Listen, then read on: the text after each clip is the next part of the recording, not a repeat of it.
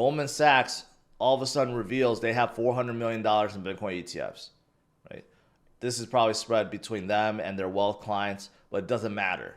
Where did this come from? All of a sudden, to have $400 million of the Bitcoin ETFs, that's not chump change. That's close to $500 million. And again, this is all within 7 months. Who knows when they start accumulating? Maybe they started just like a month ago or 2 months ago, right? These big boys are here. Make sure you grab some before it's all gone. What else there? A lot of other stuff. Stablecoin issuance could be the key to the next Bitcoin rally. Of course. But again, this relates to the big boys, the whales. I mean, just yesterday, another $1 billion was minted at Tether. Billion with a B. That's a lot of zeros. And this seems to come out every single week. We're seeing it more and more now. And of course, what does this mean? Some big whale dropped $1 billion off at Tether and said, give me $1 billion worth of USDT. That's what it means. That's a lot of money. And what do you think they're going to do with the USDT? Well, of course, they're going to go buy some crypto with it, right? So again, yes, we're seeing them come in full force and get ready, because this is not even the parabolic stage yet. This is not the FOMO stage yet. When we do see it, it's going to be absolutely nutty, just like all the previous cycles that we've had before. So here's something else that's also good. 45% of Bitcoin supply has not moved in 6 months. What is this talking about? The HODL wave. Okay. 6 months. It's roughly around 45.6%, or a little bit lower than 50%, right? But overall, this is showing that, hey, there are a lot of people that are just holding. That's it. All you have to do is HODL. That's really it. If you can't afford DCA, you just HODL and let the gains come to you. That's how it's always worked. But you could see 2018 bottom, 2021 bottom. But notice that even during these bottom points, right, you'll see that, oh, actually, those are the tops. I'm sorry, the tops. 2018 top and 2021 tops. But the bottom points are actually the peaks, right? So you could see in 2017, basically, what is that? What is it? Well, what percentage is that? If I had to guess, like 70%.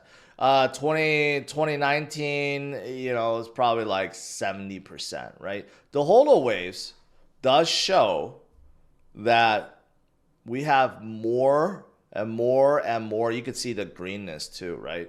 The deeper greens. You can see we have more and more and more longer term holders, even though there are a lot of people that are holding 6+ months, 1 year, 2 year, 3 year. But if you look at how like the deepening of the green goes, especially this cycle, you have many people that's been holding for 7 to 10 years, 5 to 7 years, 3 to 5 years, all basically all at all-time high. Way more than the last cycle, right, that peaked in 2021. Look at the difference between the greens. So I'm glad to see long-term holders are also getting smarter and holding, because they know that this is the way. As for a couple other charts, here's one that's showing a breakout pattern, just like some of the previous months. This is, of course, very, very short term. This is more meant for traders. But long term, Bitcoin is still on track, hasn't really deviated at all. And you could see the past 2 cycles, the similarities. It's always similar. Always similar. Even though we have different conditions, we have different FUD. We have different, bullishness. But overall, Bitcoin is just doing exactly the same thing as it has for forever, basically, right? So this is why you stay strong, stay focused, and continue to hold on DCA.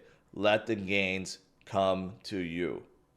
If Have you noticed that no one is talking about NFTs? In 2021, NFTs were so hot. You had so many creators, so many collections come out, right?